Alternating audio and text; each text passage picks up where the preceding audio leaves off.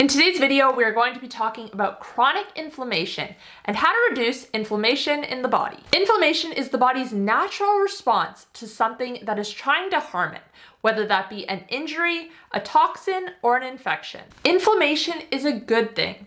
It allows our bodies to heal, and without inflammation, we would never be able to recover from even a minor scratch. However, when inflammation lingers, as is the case with chronic inflammation, this is when it can start to become an issue.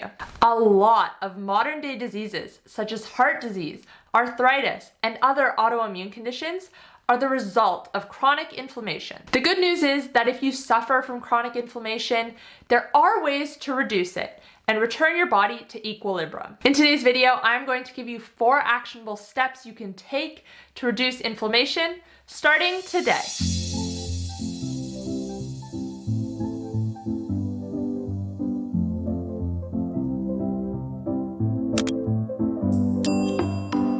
Hey guys, welcome back to my channel. If you're new here, my name is Kate. I'm a health coach and I post videos on a high-fat, nutrient-dense way of eating. If you like this video, please give it a thumbs up, feel free to share, and make sure to subscribe. And make sure to follow me on Instagram, Twitter, and Facebook, where I share new posts every single day. The topic of today is chronic inflammation and how to reduce it. As I mentioned at the start of this video, inflammation becomes chronic when it persists for months or years. Short-term inflammation is part of the body's defense mechanism. We become injured or sick, inflammation goes up, the injury or sickness improves, and inflammation goes down. But what causes inflammation to linger and become chronic? What causes chronic inflammation? The main issue is that we are constantly being exposed to things that cause inflammation. This constant exposure means that the body is not able to heal before it is exposed to the stressor again. And most of us do not even realize that some of the things we do and eat on a daily basis are causing inflammation, as they have become so common. And this is part of the reason why chronic inflammation is so widespread. We view the symptoms of chronic inflammation as normal. For example, joint pain can be a sign of chronic inflammation, but we chalk it up to just what happens when we age. It may be common, but it's not normal. And there are steps you can take to reduce inflammation and improve your symptoms. Because, as I mentioned at the start of this video, chronic inflammation is not benign. It can lead to more serious diseases and autoimmune conditions if it goes on too long. But now, let's get into the 4 steps you can take to reduce inflammation. And make sure to stick around until the end so you don't miss out on the one that can help you the most. Number 1, schedule downtime. Stress can be a major contributor to chronic inflammation. When our bodies sense a threat, no matter if it is a tiger chasing you or a meeting with your boss, stress hormones are released, including cortisol and adrenaline. Your heart rate increases, your breathing quickens, and you become hyper alert. In the situation where a tiger is chasing you, this response is beneficial. It helps you to react quickly to the situation. And even in response to the meeting with your boss, it can be beneficial. But the problem is, nowadays, a lot of us are under constant stress. It's always go, go, go. We work long hours and do not prioritize downtime and recovery.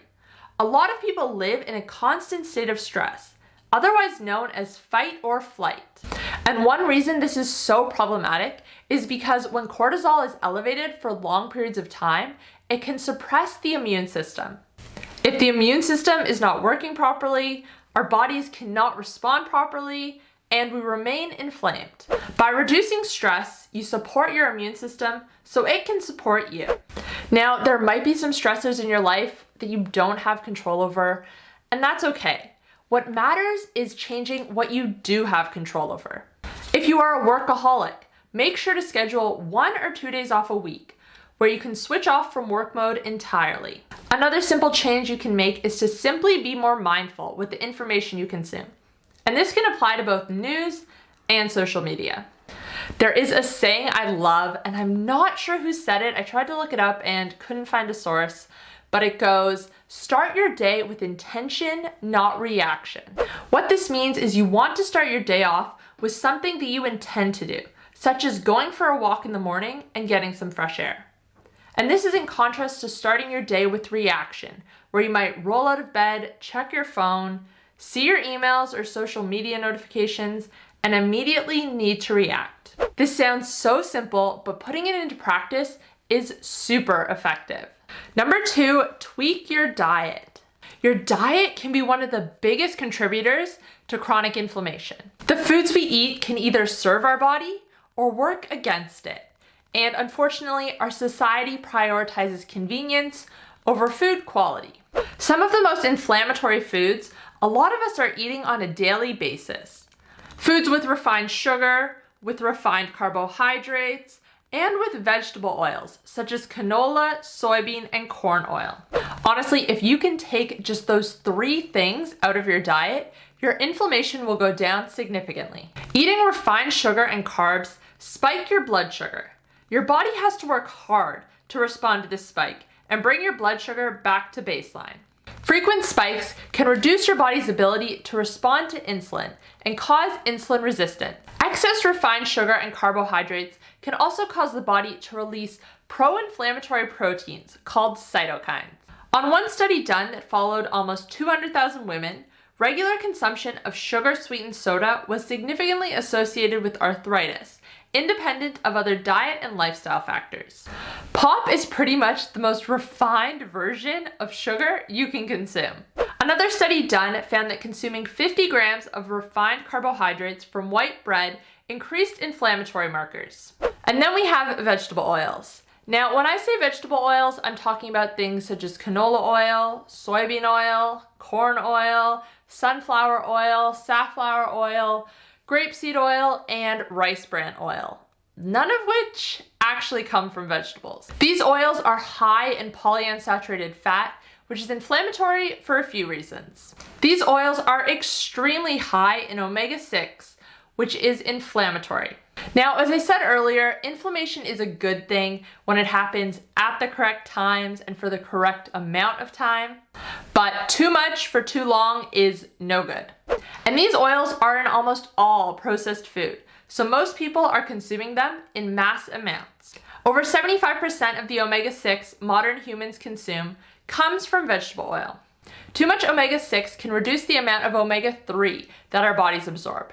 And omega-3 is known as being anti-inflammatory. The other issue with these oils is that polyunsaturated fat is extremely unstable. It oxidizes easily when it is heated or exposed to light or oxygen. And these oils have to go through extreme processing at extreme heats to be extracted from their plant. By the time you buy them, they are already most likely oxidized. And heating them when you take them home only makes the problem worse. And you might be saying to yourself, okay, well, I don't cook with these oils, so I don't have to worry about that. Go to your pantry right now and take out something that is processed. I can almost guarantee it has vegetable oil in it because it is used so frequently. If you can remove everything from your diet that is ultra processed, you'll reduce all 3 of these things significantly: refined sugar, refined carbohydrates, and vegetable oils, which in turn will reduce inflammation in the body. Number 3, prioritize sleep. We hear all the time about the importance of sleep, but most of us brush it off. This one goes along with stress. So many of us are always on the go and do not give ourselves time to recover. But please do not take sleep for granted. A proper night's sleep can reduce inflammation, and a poor night's sleep can increase it. Even after just one night of poor sleep, our hormones change drastically. We become temporarily insulin resistant, meaning our bodies do not respond to insulin correctly. Our cortisol also increases, which, as I mentioned earlier, can suppress the immune system. And on top of that, our circadian rhythm also regulates our immune system. So if we are always going to sleep at and waking up at different times, this can be a problem. When we sleep, our body has a chance to repair and reset. Sleep needs differ from person to person and also seasonally. We need more sleep in the winter than in the summer. But in general, you want to give yourself at least 8 hours of sleep opportunity a night, and you want your sleep to be high quality. So make sure you are sleeping in a dark, cool room, stop eating at least 3 hours before bed, and limit blue light after sunset, either by wearing blue light blocking glasses or changing your light bulbs in your house. If you want to know more about that, I have a whole video on blue light and how you can use it to optimize your circadian rhythm and your sleep, which you can check out afterwards. I'll link it right here. Number 4, walk more. And finally, you want to get moving more. Now, this doesn't have to be intense exercise. Moderate exercise done regularly is actually going to make a huge difference. This is as easy as keeping moving throughout the day. Going for a walk in the morning, a walk on your lunch break, and a walk after work. All of this will add up. Moderate physical exercise stimulates the immune system and produces an anti-inflammatory cellular response. And those are the 4 steps you can take to reduce inflammation. So to recap, number 1, schedule downtime and lower your stress load. Number 2, tweak your diet. Number 3, prioritize sleep. And number 4, walk more. And before I wrap up, I just wanted to mention 2 other really big contributors to inflammation, and those are smoking and alcohol. So if you are trying to reduce chronic inflammation and you are a heavy smoker or a heavy drinker, those are the places you want to start.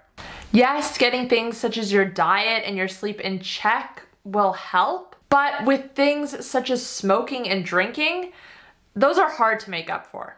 Anyways, guys, that's all I have for you today. Thank you so much for watching. If you like this video, please give it a thumbs up and leave me a comment down below. Let me know if you have suffered with chronic inflammation and what you did to improve it. When you guys comment, that tells YouTube that you guys enjoyed my video and it recommends it to more people. So if you want to support me, that is a really easy and great way to do so. And if you did enjoy this video, you might also like my video on how a poor night's sleep can lead to weight gain. You can check it out here. If you want to catch up on my most recent upload, you can find it right here. And to check out my keto and carnivore diet coaching programs, you can click here. Thanks again, guys. I'll see you next time. Bye.